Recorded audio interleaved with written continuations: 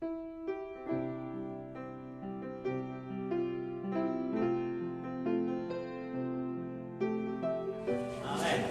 3 saya bacakan ayat 13, hikmat yang dari atas ya.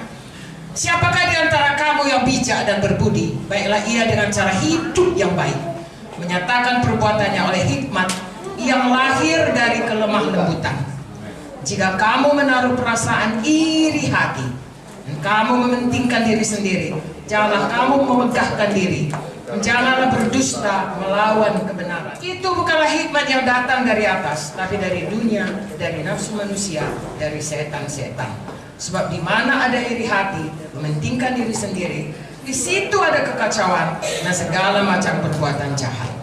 Nah saudaraku, kita perhatikan kalau hidup kita hikmat dari atas, nanti kita baca di bawahnya, tidak sama dengan kalau ada hikmat yang bukan dari atas. Di sini dikatakan saudaraku, ayat 15, bukan hikmat yang datang dari atas, tapi dari dunia, dari nafsu, dari setan. Tiga perkara ini selalu menyerangi kita.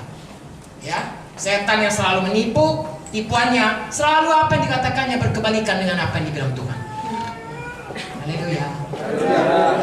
Pada waktu Tuhan Yesus dicobai, saudaraku, selalu apa yang dikatakannya berkebalikan dengan apa? Firman. Seolah-olah itu kata firman, tapi berkebalikan.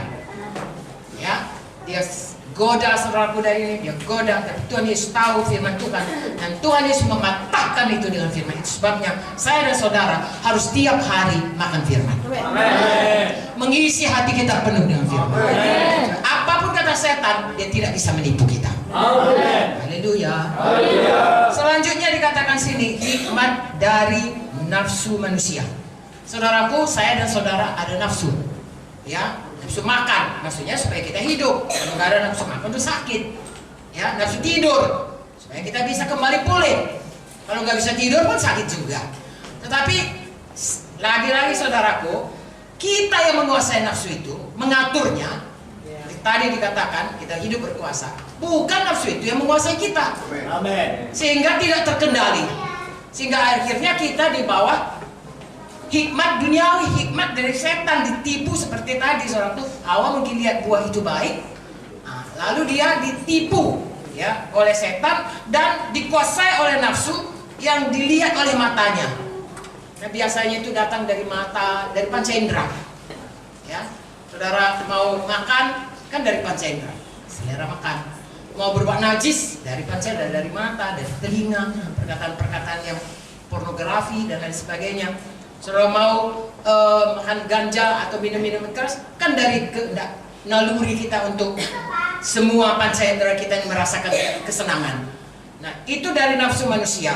Saudaraku, kita harus, itu sebabnya Tuhan berikan kepada kita Roh Kudus, sebab dengan Roh Kudus kita bisa mematikan semua kehendak. Haleluya. Selanjutnya dikatakan duniawi. Saudaraku, dulu Taman Eden itu sangatlah baiknya sebelum ada dosa. Begitu ada dosa, saudaraku, manusia diusir keluar daripada Taman Eden. Hidup di dunia dengan kutuk, di mana dia harus, kalau tadinya dia hanya semua sudah sedia, hanya mengusahakan taman, sekarang dia harus cari makan dengan keringat, perut.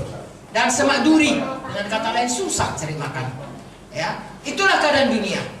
Tetapi saudaraku, setan seperti tadi, dia membuat saudaraku sesuatu yang dunia ini kelihatannya begitu nikmat ya, dengan segala, apalagi zaman sekarang ini begitu enaknya semuanya.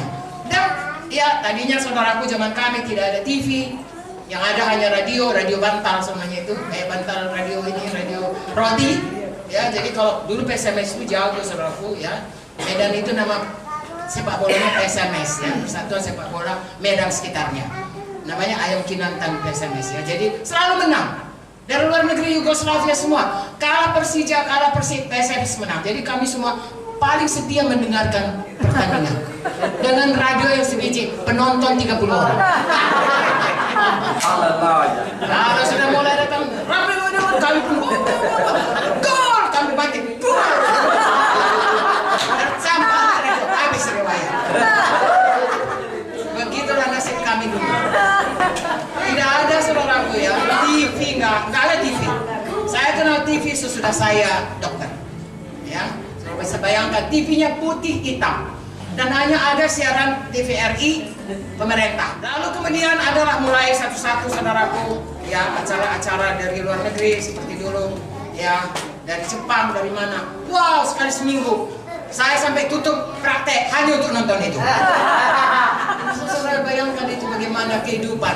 Tapi sekarang ini saudara punya dunia ini di genggaman tangan saudara. iPhone saudara, handphone saudara. Saudara mau apa?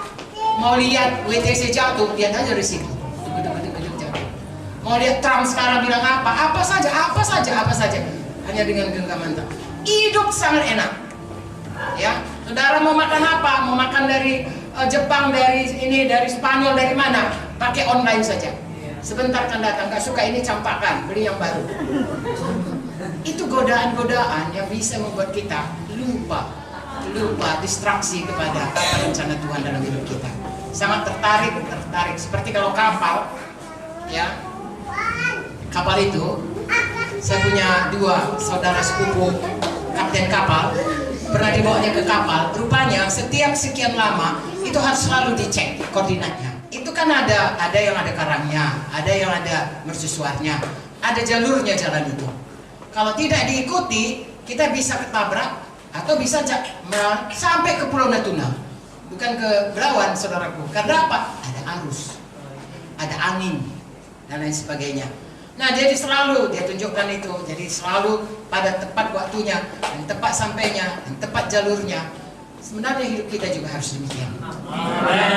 Harus hari lepas hari kita lihat pada jalurnya, atau sudah distraksi oleh setan, oleh kehendak daging, oleh duniawi.